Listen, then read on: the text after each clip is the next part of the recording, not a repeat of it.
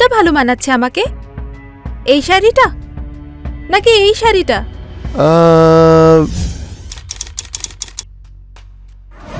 কোনোটাই না। মানে আমাকে সুন্দর দেখতে নয়? আরে আমার সোনা, আমি বলতে চাইছি যে তুমি না খুব সরল। কিছু কথার মানে যা বলছি তা একদমই হয় না। এত ঘুরিয়ে ফিরিয়ে আমার সঙ্গে কথা বলো না তো, আরো কাজ আছে আমার। তুমি সব কাজ বাদ দাও আর শুধু আমার কথা ভাব। কি মনে রাখবো? আজকাল তো ইমামের সেবাতেই দিনরাত পড়ে আছো। কে জানে কি জাদু করে রেখেছে ওরা তোমার উপর। দেখো, তুমি কিন্তু আমাকে ভুল বুঝছো। আমার বন্ধু সঞ্জয় মারা গেছে, সেই জন্য ওর স্ত্রী হঠাৎ করে একা হয়ে পড়েছে। আর একটা মাত্র মেয়ে, সেও তো একেবারে অনাথ হয়ে গেছে। আমি শুধু ওদের পাশে থেকে ওদের সাহায্য করছি, আর কিছুই নয়। কি সাহায্য করছো? এই সাহায্যের রাস্তা ধরে আবার বিছানা অবধি পৌঁছে যাওনি তো তুমি? যেভাবে আজ পর্যন্ত আমাকে সাহায্য করে এসেছো। কবে করছো আমাকে বিয়ে? খুব তাড়াতাড়ি। আর যদি আজকের পরে ওই মামের কাছে গিয়েছো না, তাহলে ওদের দুজনকে মেরে ফেলবো। আরে আমার জংলি বিড়াল। নমস্কার, আমি হলাম কাঞ্চন আওয়াস্তি। আপনাদের সবাইকে আবার স্বাগত জানাচ্ছি ক্রাইম চক্রের এক নতুন এপিসোডের সঙ্গে, একটা নতুন গল্প নিয়ে। ঘৃণা আস্তে আস্তে মানুষের মনের মধ্যে বীজ রোপণ করতে থাকে, তারপর সেটাই একদিন অপরাধের বটবৃক্ষ হয়ে যায়, যার শাখাগুলি অনেকটা গিট পাকানো দড়ির মতো হয়। কে জানে যে কোন গাঁটটা খুললে কার জীবনের রহস্য ফাঁস হয়ে যাবে। রম্ভা সংকেতকে একতরফা ভালোবাসত, কিন্তু সংকেত রম্ভাকে শারীরিক খিদে মেটানোর জন্য ব্যবহার করছিল। অন্যদিকে সংকেতের খুব কাছের বন্ধু সঞ্জয় কুমারের মৃত্যু হয়। সংকেতের সঞ্জয়ের বউ ইন্দু আর ওদের মেয়ে ঋদ্ধিকে সাহায্য করা আর তাদের সময় দেওয়া রম্ভা এগুলো একদম পছন্দ করত না। রম্ভা সন্দেহ করত যে যদি সংকেত ইন্দুকে নিজের মিথ্যে ভালোবাসার জালে ভাসিয়ে রম্ভাকে সংকেত আবার ঠকাবে না তো।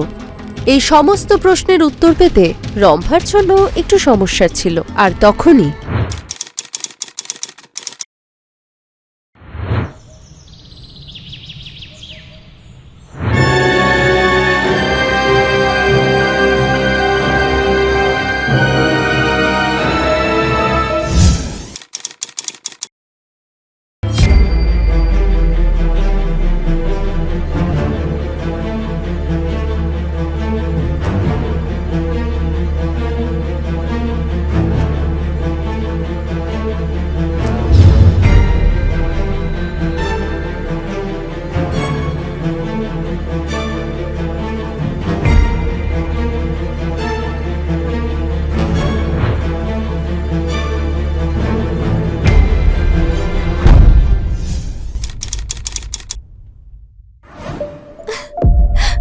ঋদ্ধি,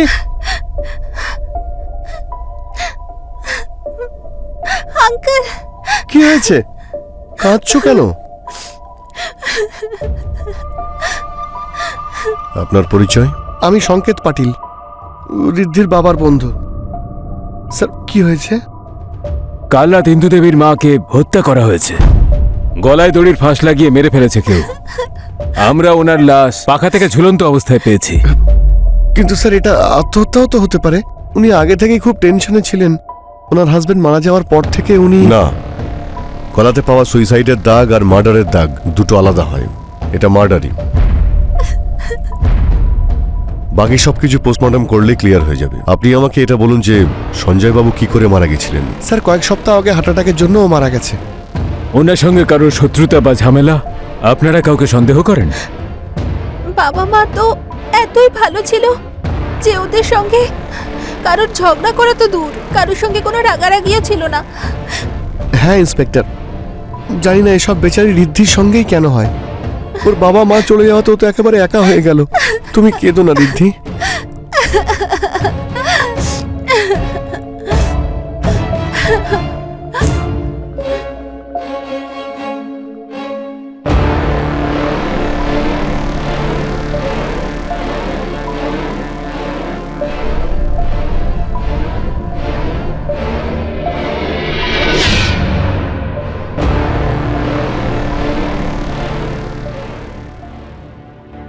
লোকটাকে একদমই ঠিক মনে হচ্ছে না। ওর ওপর নজর রাখো, আর ওর ব্যাপারে ইনফরমেশন চাই। খোঁজ নাও মার্ডারের সময় ও কোথায় ছিল, স্পেশালি কল ডিটেলস। হ্যাঁ স্যার। এই কিছুদিন আগেই ঋদ্ধির বাবার মৃত্যু ঘটেছিল, আর এইবার ওর মা ইন্দু দেবীও এই পৃথিবী ছেড়ে চলে গেলেন। পাখা থেকে ঝুলছিল ইন্দু দেবীর দেহ, আত্মহত্যার দিকে ইশারা করছিল। কিন্তু পুলিশের এক্সপিরিয়েন্স আর গলায় থাকা দড়ির দাগ দেখে মনে হচ্ছিল না যে এটা আত্মহত্যা। কিন্তু ইন্দুর খুনের পেছনে কার হাত হতে পারে? তাহলে ইন্দুর স্বামী সঞ্জয়ের মৃত্যু কি খুন ছিল, যেটা একটা নর্মাল ডেথ দেখিয়ে প্রেজেন্ট করা হলো? অনেক কিছুই তো হতে পারে। পুলিশ সন্দেহ করেছিল যে সংকেতের এই খুনের সাথে কোনো সম্পর্ক নেই। তো এবার দেখবার পালা এটা যে রম্ভা এই খুনের কোনো সুরাহা করতে পারে কি। আসুন এরপর কি হলো আমরা দেখে নিই।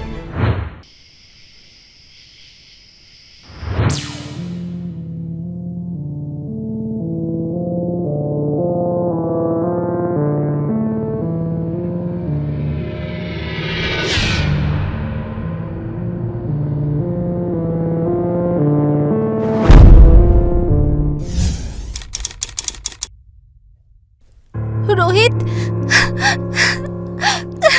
কে মারলো আমার মাকে? আমার মা কার কি ক্ষতি করেছিল বলো? ব্যাস, এবার কান্না বন্ধ করো দেখি। এইভাবে কাঁদতে থাকলে তো শরীর খারাপ হয়ে যাবে। যে চলে গেছে সে তো আর ফিরে আসবে না, তাই না? কিন্তু তুমি টেনশন নিও না, তোমার মায়ের খুনির কঠিনতম শাস্তির ব্যবস্থা করব। একটু সাহস তো রাখো।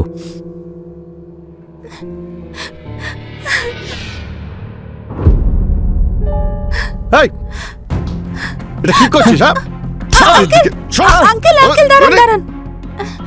আঙ্কেল, ও রোহিত আমার বয়ফ্রেন্ড। আমরা একে অপরকে খুব ভালোবাসি। হ্যাঁ, আমাদের তো বিয়েও হয়ে যাওয়ার কথা। ওর মায়ের সঙ্গে এই ব্যাপারে কথাই হওয়ার কথা ছিল, কি উনি মারা গেলেন। ও আচ্ছা, ঠিক আছে। সঞ্জয় আর ইন্দু নেই তো কি হয়েছে? আমি তো আছি। আমি তোমাদের দুজনের বিয়ে দেব। Thank you uncle. আরে আরে, এমন কি মা, এটা তো আমার কর্তব্য। হ্যাঁ,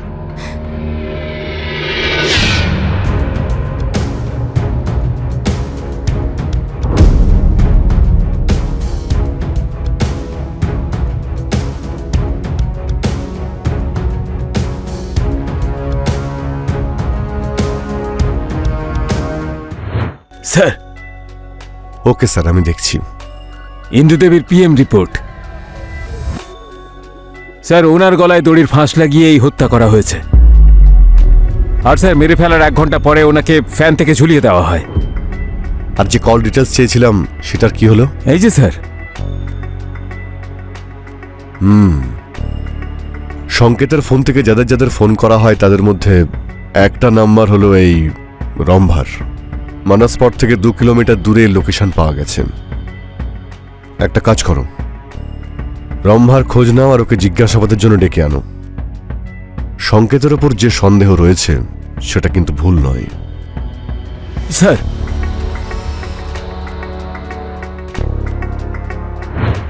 পুলিশ সংকেতের মোবাইলের কল ডিটেলস আর লোকেশন ডিটেলস বের করে, যার থেকে এটা জানা যায় যে সংকেত খুনের লোকেশনের আশেপাশেই ছিল, আর লাস্ট কল তার ফোনে সংকেতের নাম্বার থেকেই গেছিল। এর উপর ভিত্তি করে সংকেতের উপর হওয়া সন্দেহ অনেকটাই বিশ্বাসে পরিণত হচ্ছিল। কিন্তু আইন আদালত কোনো অপরাধীকে কঠোর শাস্তি দেওয়ার জন্য প্রয়োজন হয় সঠিক প্রমাণের, যেটা এখনো অবধি পুলিশের হাতে আসেনি। তাহলে কি রম্ভাকে জিজ্ঞাসাবাদের পরে এই হত্যার রহস্য উদ্ঘাটন হবে? তাহলে কি সংকেতই দোষী? কিন্তু যদি অন্য অ্যাঙ্গেল থেকে আমরা দেখি, তাহলে সংকেতের এই খুনে কোনো লাভ হওয়ার কথা না। কিন্তু রম্ভার কাছে খুন করার কারণ তো অবশ্যই ছিল। তাহলে কি সংকেত আর রম্ভা দুজনেই এই কাজে যুক্ত ছিল? ঋদ্ধি, আমার মা বাবা তোমার সঙ্গে দেখা করতে চান। আমাদের বিয়ের ব্যাপারে কিছু কথা বলতে চান ওনারা। রোহিত, সময়টা তোমার ঠিক মনে হচ্ছে কথাগুলো বলার জন্য? সবে আমার বাবা মা মারা গেছেন। আমি তো এই মুহূর্তে বিয়ের কথা ভাবতেই পারছি না। ঋদ্ধি, আমার কথার ভুল বোঝো না, কিন্তু তুমি যে সিচুয়েশনের মধ্যে দিয়ে যাচ্ছ না, সেটা দেখেই আমার মা বাবা এই সিদ্ধান্তটা নিয়েছেন, যাতে আমাদের তাড়াতাড়ি বিয়ে হয়ে যায়। তুমি খুব একা হয়ে গেছো তো, তোমার একটা পরিবারের দরকার আছে। তাই তাড়াতাড়ি আমাদের বাড়িতে তুমি বউ হয়ে চলে এসো। হয়তো তোমার দুঃখ কিছুটা হলেও কমবে। ঋদ্ধি, যে চলে গেছে সে তো আর ফিরে আসবে না, তাই না? আমি বুঝতে পারছি। ঠিক আছে, আমি সংকেত আঙ্কেলকে বলবো তোমার বাবা মায়ের সঙ্গে কথা বলতে। তুমি ওনার থেকে দূরেই থাকো। ওনাকে আমার একটুও ভালো লাগে না। উনি তোমাকে ভালো নজরে দেখেন না। রোহিত, তুমি এসব কি বলছো? তুমি আঙ্কেলের ব্যাপারে এগুলো কি করে বলতে পারলে? কেমন লোক তুমি? আমি নিশ্চয়ই কিছু দেখেছি, তাই এরকম বলছি। আচ্ছা, কি এমন দেখেছো তুমি? সেদিন যখন তুমি ওনাকে হাগ করছিলে, উনি তোমাকে কি নোংরা ভাবে টাচ করছিলেন। তুমি দুঃখে এতটাই ডুবেছিলে যে তুমি হয়তো খেয়াল করনি ওটা। কিন্তু আমাদের খেয়াল সব দিকেই থাকে। তোমার মমের ডেথ কেসে আমরা সংকেতকেই সন্দেহ করছি। আমরা পাক্কা প্রমাণ পেয়ে গেলেই ওকে গরাদের পেছনে পাঠিয়ে দিতে পারি। এসব আপনারা কি বলছেন স্যার? আর আপনারা হঠাৎ এখানে? এখন আপনার বাড়ির তল্লাশি নেব, স্পেশালি আপনার মায়ের রুমের। Please cooperate. হ্যাঁ স্যার।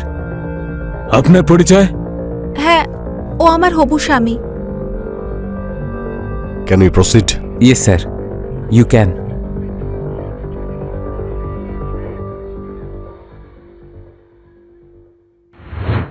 ঋদ্ধি যখন এটা জানতে পারল যে তার মায়ের খুনের পেছনে সংকেতের হাত থাকলেও থাকতে পারে, তখন তার পায়ের তলার মাটি সরে গেল।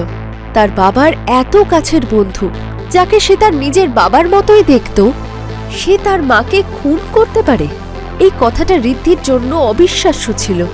কিন্তু ঋদ্ধিও এই খুনের পেছনে কোনো কারণ খুঁজে পাচ্ছিল না। তখনই পুলিশ যখন ঋদ্ধির ঘরে তল্লাশি চালাচ্ছিল, তখন পুলিশ ইন্দু দেবীর ঘর থেকে একটা চিঠি পায়, যাতে ইন্দু দেবীকে প্রাণে মেরে ফেলার হুমকি দেওয়া ছিল। এই চিঠিটা কে লিখতে পারে? তাহলে কি ইন্দু দেবীর খুনের প্ল্যানিং আগে থেকেই করা ছিল? আর যদি সেটাই হয়, তাহলে ইন্দু দেবী ঋদ্ধিকে কেন কিছু বলেননি? আমি তোমাকে বলেছিলাম না যে পাগলামি করবে না, কিন্তু তুমি শোনোনি। আমিও তো তোমাকে বলেছিলাম যে ওই মা মেয়ের থেকে দূরে থাকবে, কিন্তু তুমিও তো শুনলে না। আরে তুমি এসব কেন করতে গেলে? তুমি জানো এতে আমরা সমস্যায় পড়তে পারি। পুলিশ আমাদের পিছু নেবে। একটা কাজ করি, আমরা কোথাও লুকিয়ে পড়ি। ভীতু তুমি একটা। কোথাও যাচ্ছি না আমরা, কিচ্ছু হবে না। তোমাকে যে কি করে বোঝাবো, তোমার যা ইচ্ছে তুমি তাই করবে না? নিজের ইচ্ছে মতো কাজ করাই যে মজা, সেটা অন্য কিছুতে পাওয়া যায় নাকি? এই জন্যই তো আমি তোমার প্রেমে এত পাগল। তুমি সব সিচুয়েশন খুব ভালো করে হ্যান্ডেল করতে পারো ডার্লিং। আর যারা সব সিচুয়েশন হ্যান্ডেল করতে পারে তাদের আমরা ভালো হ্যান্ডেল করতে পারি। তোমাদের এখনই আমাদের সঙ্গে পুলিশ স্টেশনে যেতে হবে। এদের এখনই নিয়ে চলো। কিন্তু আমি তো কিছুই করিনি। আরে স্যার, আমরা কি কিন্তু করেছি? স্যার, স্যার, স্যার, আপনি স্যার, যাচ্ছেন। আমরা কিছু শুনুন করিনি, স্যার। স্যার, স্যার, আমরা কিছু করিনি। স্যার, আরে, স্যার, শুনুন। কেন মেরেছেন ইন্দু দেবীকে? স্যার, আমরা কাউকে মারিনি। সব খুনি খুন করার পরে এই কথাটাই বলে।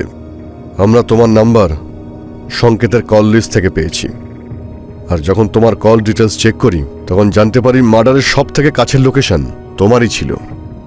তুমি ইন্দু দেবীকে বারবার ফোন করেছিলে, আর সংকেত বাবু আপনি, আপনার নাম্বার থেকে ইন্দু দেবীকে লাস্ট কল করা হয়। স্যার ওই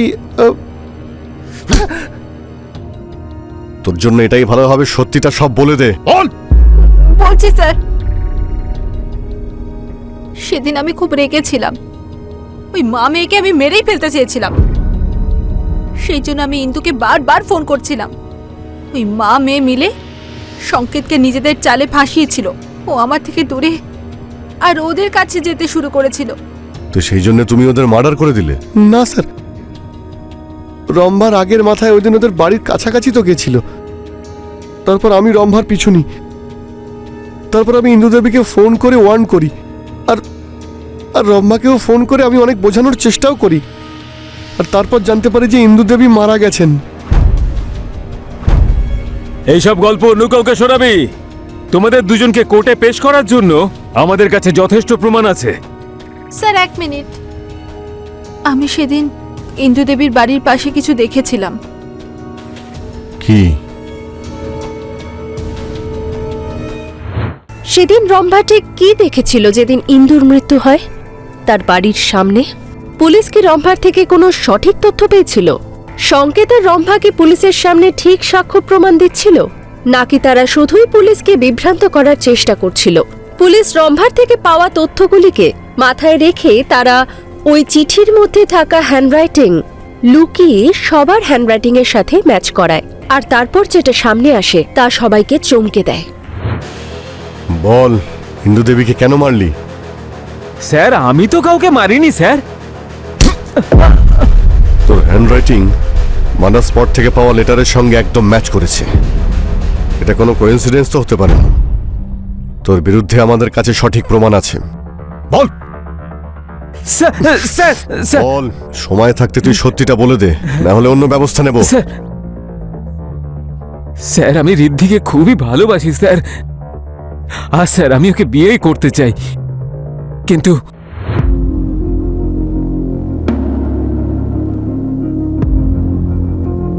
রোহিত, হুম আমি তোমাকে কিছু জানাতে চাই। বলো।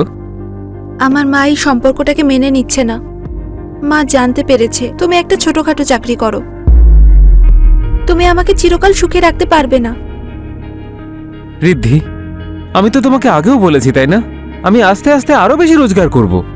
আমি জানি তো, কিন্তু মা আমার সম্বন্ধ আগে থেকেই অন্য জায়গায় করে রেখেছে। আর হয়তো কদিন পরেই এঙ্গেজমেন্ট হবে আমার। তুমি টেনশন নিও না, আমি তোমার মায়ের সঙ্গে কথা বলবো।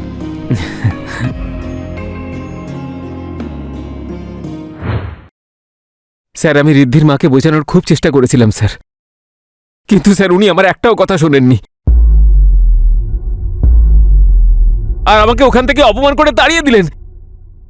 স্যার আমি চুপচাপ ওখান থেকে চলে এসেছিলাম। প্লিজ আন্টি মেনে নিন, আমি ঋদ্ধিকে খুব ভালোবাসি, খুব ভালোবাসি ওকে। তোমার সাথে আমার মেয়ের বিয়ে কোনোদিন হতে পারে না। তোমার মতো গরিবের সাথে আমার মেয়ের বিয়ে কোনোদিন হবে না। Please, বেরিয়ে যাও aunty. আমার বাড়ি থেকে। Please, আমি বললাম না বেরিয়ে যাও আমার বাড়ি থেকে।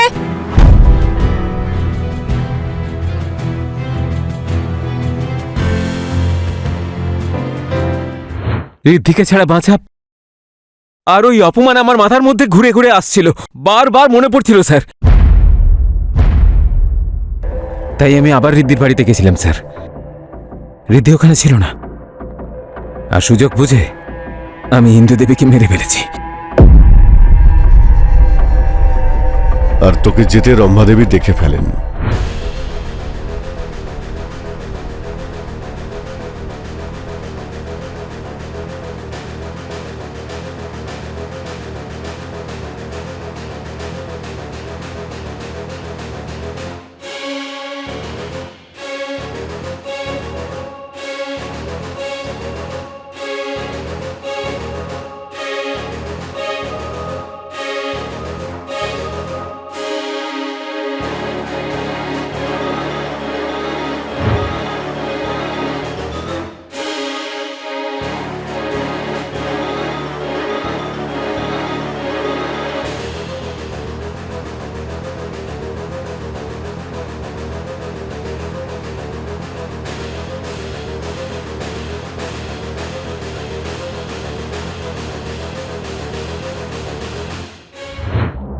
স্যার আমি যদি ওনাকে না মারতাম তাহলে আমার সঙ্গে ঋদ্ধির বিয়ে কোনোদিনই হতো না।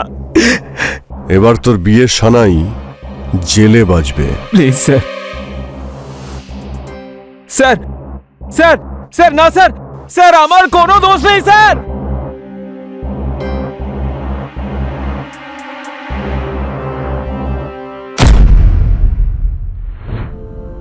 রম্ভার থেকে পাওয়া ইনফরমেশন নিয়ে পুলিশ যখন রোহিতের হ্যান্ডরাইটিং রোহিতকে কোনো কিছু না জানিয়েই ওই চিঠিটার সাথে মেলায়, তখন সেটা ম্যাচ হয়ে যায়। আর রোহিতের মোবাইল ফোনের লোকেশনও মার্ডার স্পটে ছিল। তারপর রোহিতের স্বীকারোক্তির ভিত্তিতে পুলিশ রোহিতকে কারাগারে বন্দি করে। ভালোবাসায় কি এতটা অন্ধ হয়ে যাওয়া ঠিক, যে আমরা ঠিক ভুলের জ্ঞান হারিয়ে ফেলব? আমরা কি করছি? কোনো কিছুর পরোয়া না করে আমরা মৃত্যুপথে হাঁটছি। এর নামে ভালোবাসা? এরকম অন্ধ ভালোবাসার বীজই আমাদের সমাজে অপরাধকে জন্ম দেয়। আমি হলাম কাঞ্চনা আওয়াস্তে, আর এবার আপনাদের থেকে বিদায় নেব। আবার দেখা হবে ক্রাইম চক্রের এক নতুন এপিসোডের সাথে নতুন গল্প নিয়ে। ততক্ষণ সাবধানে থাকুন, সতর্ক থাকুন। জয় হিন্দ।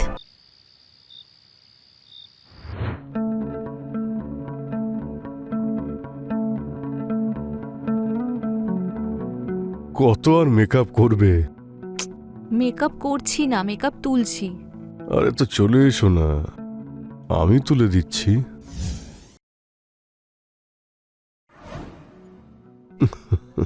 আর এমনিতেও সব কিছু তুলতে তো হবে।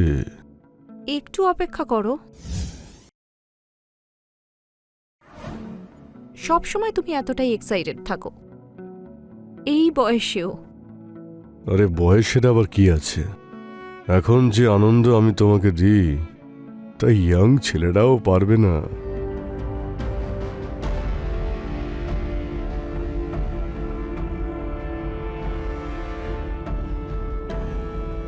কথাটা তো তোমার ঠিকই, তোমার মধ্যে আছে সেই ব্যাপারটা, আসল পুরুষের মতো। তাহলে এসো না, কেন অপেক্ষা করাচ্ছ?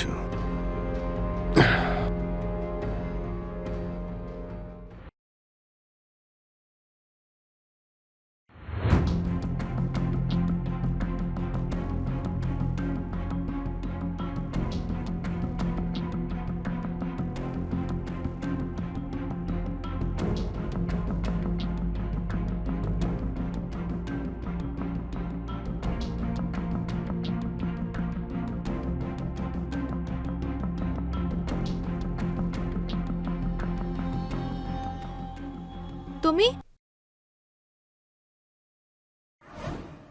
ভয় পেলে নাকি তুমি? এভাবে কেউ চোরের মতো বাড়িতে ঢোকে নাকি?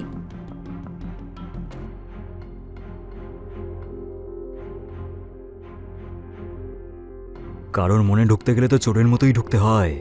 এখন এই মনে তোমার জন্য আর কোনো জায়গা নেই। আরে এরকম করো না, আমার মনটা ভেঙে যাবে। আর যখন আমার মন ভেঙেছিল, আমাকে বিয়ে করে আমাকে একা ফেলে চলে গিয়েছিলে, তখন? ভুল করলে ক্ষমা তো করতে হয় নাকি?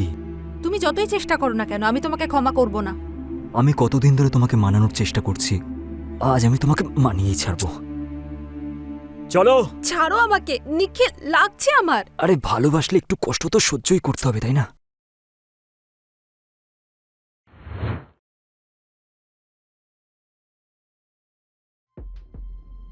তোর পড়াশোনা কেমন চলছে?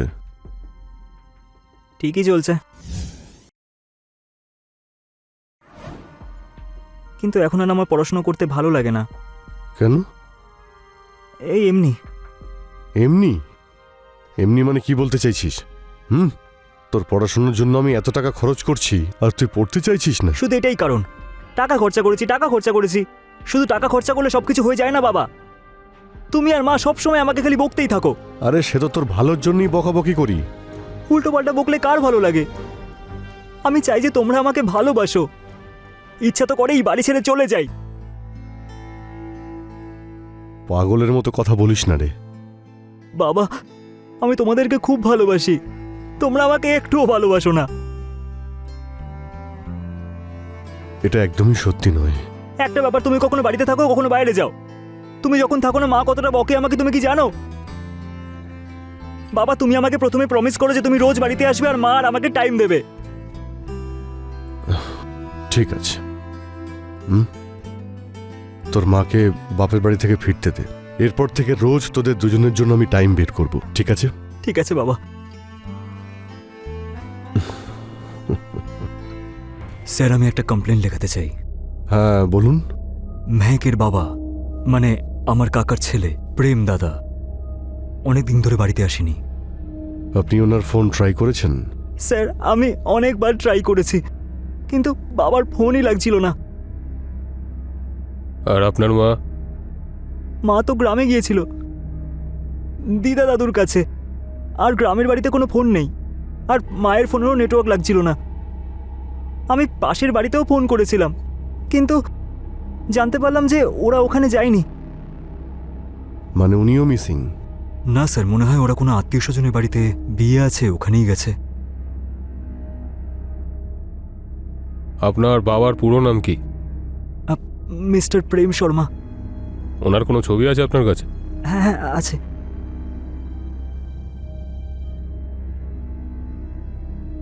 এই যে। স্যার। শুনুন, ওদের কমপ্লেনটা লিখে নিন। ঠিক আছে স্যার।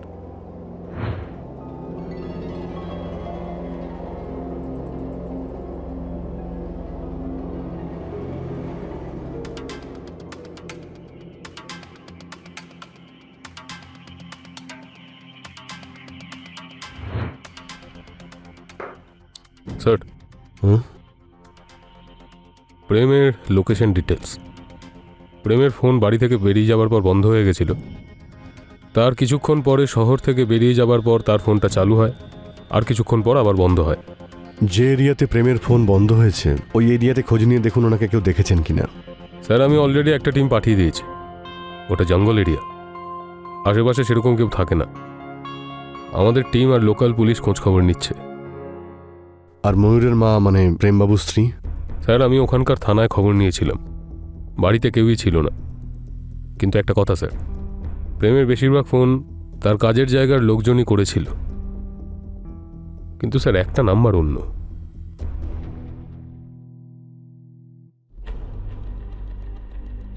হ্যালো, কি? আমরা এক্ষুনি আসছি, চলুন বেরোবো। হসপিটাল থেকে ফোন করেছে। স্যার, আমরা খোঁজ নিয়ে দেখছি। Okay sir. স্যার, প্রেমকে নিষ্ঠুরভাবে মারা হয়েছে। ছুরি দিয়ে বেশ কয়েকবার কোপানো হয়েছিল। আমার মনে হচ্ছে ওর মৃত্যু অন দ্য স্পটই হয়েছে। তারপর বডিটা জঙ্গলে নিয়ে গিয়ে ডাম্প করা হয়েছিল। আচ্ছা, বডির আশপাশ থেকে কোনো মার্ডার ওয়েপেন পাওয়া গেছে? না স্যার, তবে ওখান থেকে অনেকগুলো জুতোর ছাপ পাওয়া গেছে। ওই জুতোর চিহ্ন রিপোর্ট চেয়ে পাঠান, দেখুন কোনো প্রমাণ পান কিনা। স্যার, আরেকটা কথা ছিল, প্রেমের শার্টের কলারে একটা মেয়ের চুল পাওয়া গেছে। আমি ওটা ফরেন্সিকের জন্য পাঠিয়েছি, রিপোর্ট কিছুক্ষণে চলে আসবে। কিন্তু প্রেমবাবুর স্ত্রী, ওনার বাপের বাড়ির কোনো খবর? এখনো অবধি পাওয়া যায়নি। প্রেমবাবুর স্ত্রীর সঙ্গে ওনার আর ওনার শ্বশুরবাড়ির সম্পর্ক কেমন ছিল তার খোঁজ নিয়ে দেখতে হবে। কোথায় আমার বাবা? বাবার কি হয়েছে? সামলাও নিজেকে। আমি আমার বাবার সাথে দেখা করব। ওনাকে সামলান প্লিজ। কি হয়েছে? সামলাও, শান্ত হও। দাদা আর এই পৃথিবীতে নেই। না বাবা, না বাবা।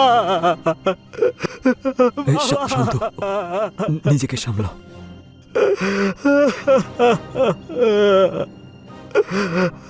বাবা, শান্ত হও তুমি। বাবা। দেখুন, আপনাদের দুজনকে আমাদের সাথে পুলিশ স্টেশন যেতে হবে। আপনাদের একটু জিজ্ঞাসাবাদ করতে চাই। হ্যাঁ স্যার। বাবা, চুপ করো, চুপ করো। শান্ত হও, শান্ত হয়ে যাও। তোমার বাবার সঙ্গে কারোর কোনো শত্রুতা ছিল? আমি কি করে জানবো স্যার? স্যার, দাদা তো কাজে এতটাই বিজি থাকতো, নিজের পরিবারকেই সময় দিতে পারতো না। তাই স্যার, শত্রু থাকতে পারে তো মনে হয় না। দেখুন, এটা একটা মার্ডার হয়েছে, তাও আবার এরকম নিষ্ঠুরভাবে মারা হয়েছে। কোনো একটা কারণ তো থাকবেই, বলুন। আর সেটার খোঁজ আমরা ঠিক নিয়ে নেব।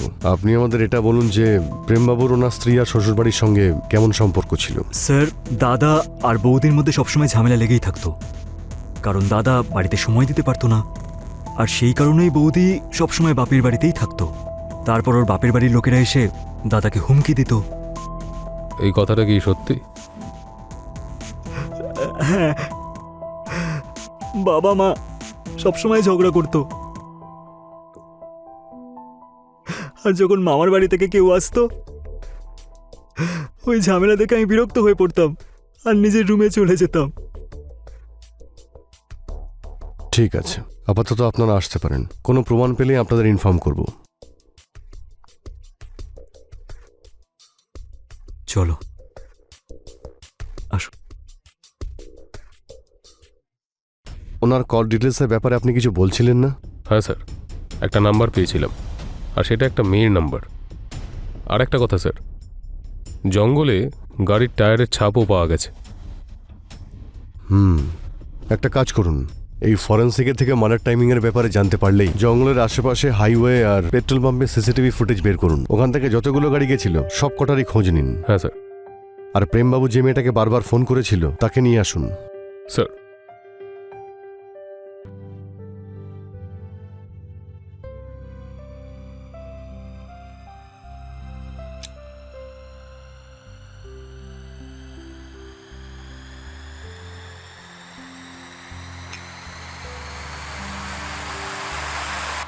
আপনি? হ্যাঁ, আমি প্রেমের খবরটা পেলাম, তাই ভাবলাম যে তুমি হয়তো একা আছো, তাই তোমার সঙ্গে দেখা করতে এলাম। আপনি ভেতরে কি করে এলেন? এই বাড়ির একটা চাবি আমার কাছেও আছে। প্রেম আমাকে দিয়েছিল। তুমি নিশ্চয়ই জানো যে প্রেম আর আমি খুব ভালো বন্ধু ছিলাম। হ্যাঁ হ্যাঁ, আমি জানতাম। আমি ভাবলাম তোমার হয়তো অবলম্বন প্রয়োজন, তাই তোমার কাছে এসেছি।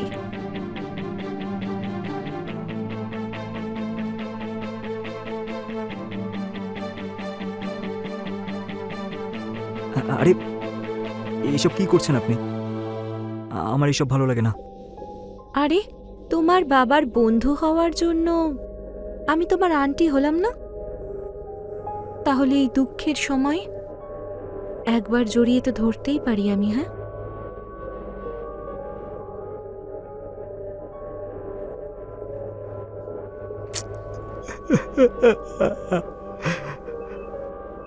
তোমার বাবা খুব ভালো মানুষ ছিলেন। না, আমার বাবা ভালো মানুষ ছিল না। কারণ বাবা যদি ভালো মানুষ হতো তাহলে মা বাবাকে বারবার ছেড়ে যেত না। ঘেন্না হতো আমার। স্যার,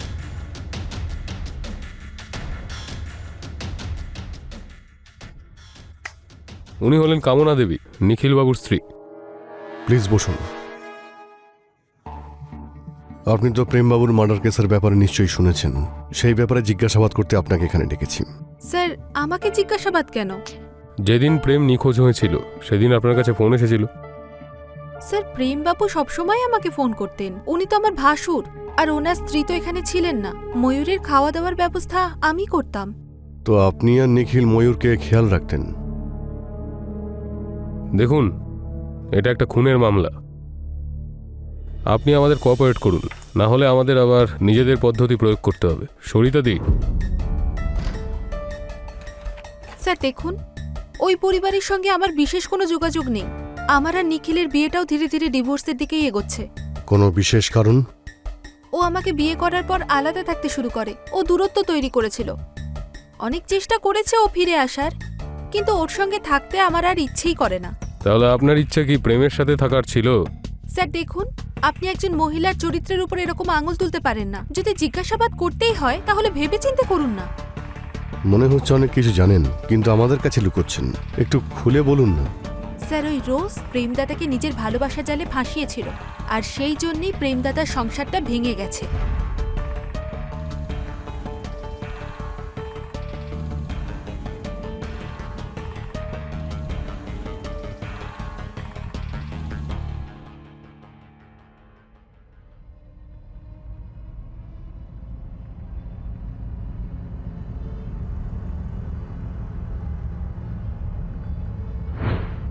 কি এমন কথা ছিল যেটা কামনা জানতো, আর পুলিশকে বলতে ও এতটা সময় নিল? আসলে কে ছিল এই হত্যার পিছনে? তাহলে কি রোজই প্রেমকে হত্যা করেছিল? কিন্তু রোজ আর প্রেম তো একে অপরের সঙ্গে একটা সম্পর্কে ছিল। তাহলে এই সম্পর্কের পিছনে কোনো অন্য কারণ ছিল? পুলিশ রোজকে জিজ্ঞাসাবাদ করার জন্য ডাকে, আর তার সাথেই পুলিশ জঙ্গলের এরিয়ার কাছাকাছি সিসিটিভি ফুটেজও হাতে পেয়ে যায়, যার মধ্যে থেকে পুলিশ খুনিকে এক ঝলক দেখতে পায়। আর এইটুকুই যথেষ্ট ছিল পুরো ঘটনাটাকে সামনে নিয়ে আসার জন্য। কিন্তু পুলিশ এই হত্যার সাথে যুক্ত প্রত্যেক অপরাধীকেই খুঁজছিল, কারণ এই হত্যার পরে প্রত্যেকটা মানুষ পুলিশকে শুধু বিভ্রান্তই করছিল। চলুন দেখা যাক আসলে কি আছে এই হত্যার পিছনের রহস্য।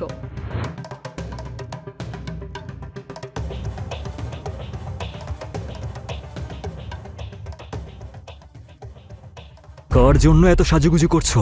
হ্যাঁ, আর কার প্রাণ নেবে তুমি? সরে যাও বলছি। আচ্ছা তাই নাকি? হ্যাঁ, আমি কি কিছু কম ছিলাম যে আমার কাকার ছেলের সাথে রাসলীলা চালাচ্ছিলে আর তাকে নিজের জালে ফাঁসিয়েছো? ফাঁসিয়েছি তাও আমি? আমি তো তোমার সঙ্গে লিভ ইন রিলেশনশিপে ছিলাম, আর তোমার ওই দাদা আমার জন্য পাগল হয়ে গেছে। তো আমি কি করব? আমি কি করব? হ্যাঁ, কিরকম মহিলা তুমি? আর কেমন লোক তুমি যে নিজেরই দাদাকে এত নিষ্ঠুরভাবে খুন করেছো? কি ধরনের মানুষ তোমরা দুজনে? পুলিশের হাত থেকে পালিয়ে বাঁচা যায় না। ধরুন দুজনকে।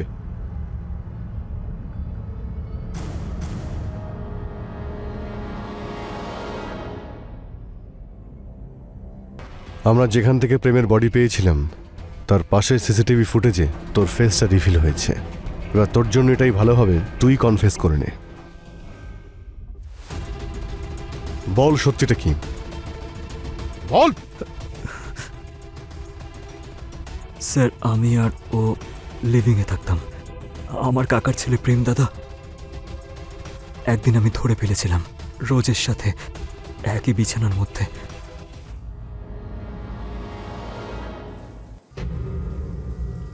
আমি ওকে হুমকি দিয়েছিলাম যে রোজের সঙ্গ ছেড়ে দাও, কিন্তু ও শোনেনি। তারপর আমি ময়ূরের সাথে মিলে প্রেম দাদার ছেলে ময়ূর একটা প্ল্যান বানালাম। তোর আর তোর মায়ের জীবন বরবাদ করে দিচ্ছে তোর বাবা। তোর মন কি এটা চায় না তোর বাবাকে শিক্ষা দিই আর ওনাকে সঠিক রাস্তায় নিয়ে আসি? হ্যাঁ করে, কিন্তু কিন্তু কিভাবে? আমার কথা মন দিয়ে শোন।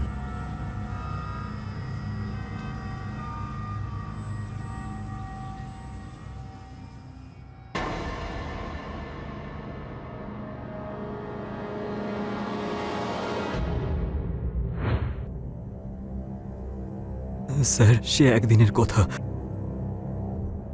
আমি আর ময়ূর মিলে রোজের বাড়িতে গিয়েছিলাম। আমি জানতাম প্রেমদাদা কোনোভাবেই দরজা খুলবে না।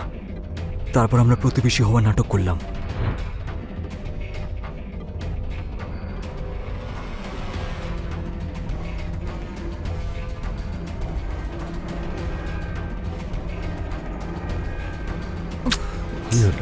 দাঁড়াও আমি দেখি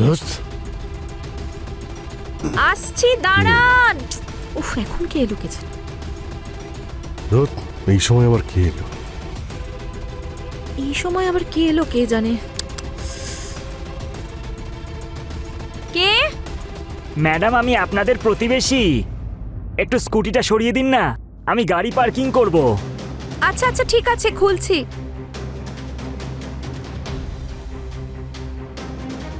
হাট, হাট। আরে দাঁড়াও। দাঁড়াও, কোথায় যাচ্ছ? 1 মিনিট দাঁড়াও। আরে শোনো, আরে দাঁড়াও, নিখিল, কোথায় যাচ্ছ? ময়ূর, আরে দাঁড়াও। নিখিল, নিখিল এটা কি করছো? আরে ছেড়ে দাও ওকে।